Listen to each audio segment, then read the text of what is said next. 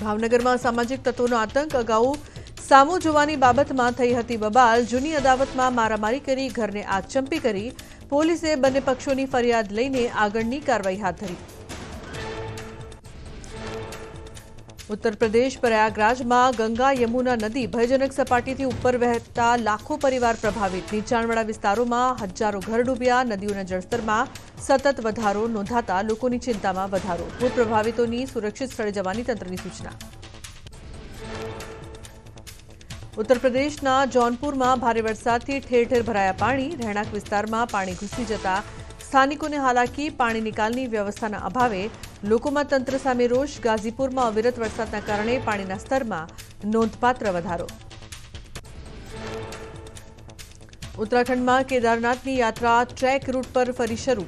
પદયાત્રીઓ માટેનો રસ્તો ચાલવા યોગ્ય થતા યાત્રિકોનું એક જૂથ કેદારનાથ જવા રવાના.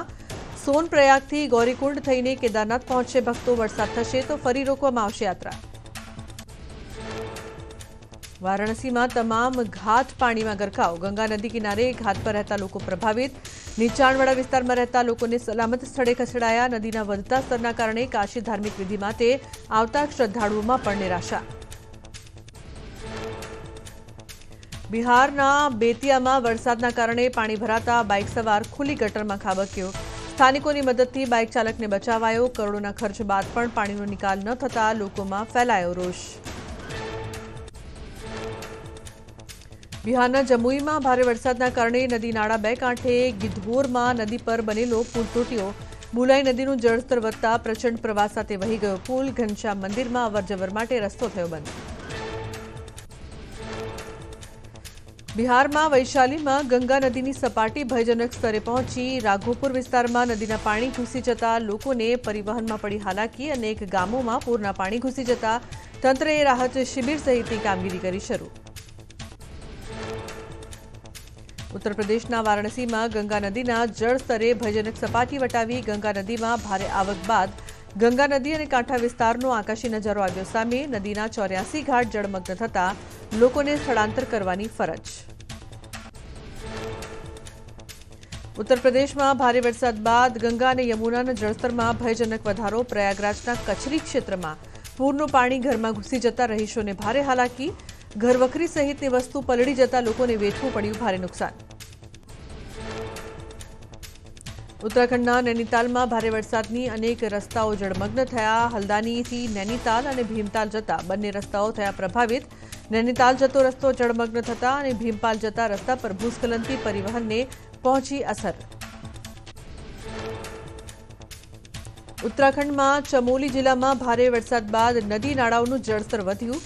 વરસાદી માહોલમાં અનેક સ્થળો ભૂસ્ખલન અને કાટમાળના કારણે રસ્તાઓ બિસ્માર બનતા યાત્રાળુઓને પડી હાલાકી. પ્રતિકૂળ વાતાવરણમાં પણ શ્રદ્ધાળુઓની સંખ્યામાં નોંધાયો વધારો. ઉત્તર પ્રદેશના ચિત્રકૂટમાં સતત વરસાદથી મંદાકિની નદીનું જળસ્તર વધ્યું. રામઘાટ જળમગ્ન થતા ઘાટ પર સ્થિત દુકાનદારોનું કરાયું સ્થળાંતર. રામઘાટની દુકાનો પૂરના પાણીમાં ડૂબી જતા વેપારીઓને હાલાકી વેઠવાનો વારો આવ્યો. ઉત્તરાખંડના દહેરાદૂનમાં ભારે વરસાદ વચ્ચે ભૂસ્ખલન થતા ભારે હાલાકી. ઋષિકેશથી પહાડ પર જતો નેશનલ હાઇવે 34 પ્લાસડાની નજીક થયો બ્લોક. રોડ પર કાટમાળ આવતા બંને તરફ વાહનોની અવરજવર થઈ બંધ. ઉત્તરાખંડમાં ભારે વરસાદને પગલે રાનીબાગમાં સબસ્ટેશનના કેમ્પસમાં ભરાયું પાણી. ભારે વરસાદને પગલે અનેક વિસ્તારોની વીજળી ગુલ થતા અંધારપટ છવાયો. ધોધમાર વરસાદથી સબસ્ટેશનની દિવાલ તૂટી જતા વીજળી ઠપ થવાની ઘટના આવી સામે. બિહારના શેખપુરામાં સતત વરસાદી માહોલથી જનજીવન થયું પ્રભાવિત. ટાલ ક્ષેત્રના માટીના બનેલા કાચા મકાનો ધસી પડતા અનેક લોકો ઘરવિહોણા બન્યા. તંત્રએ ઘરવિહોણા લોકો માટે સ્થળાંતર સહિત રહેવા જમવાની કરી વ્યવસ્થા. બિહારના બેતિયા જિલ્લામાં સતત વરસાદથી ગંડક નદીમાં પૂરની સ્થિતિ. ગંડક બેરેજમાં પાણી છોડવામાં આવતા ગંડક નદી બે કાંઠે વહેતી થઈ. નદીના સતત વધતા જળસ્તરને લઈને તંત્રએ નીચાણવાળા વિસ્તારોને એલર્ટ કર્યા.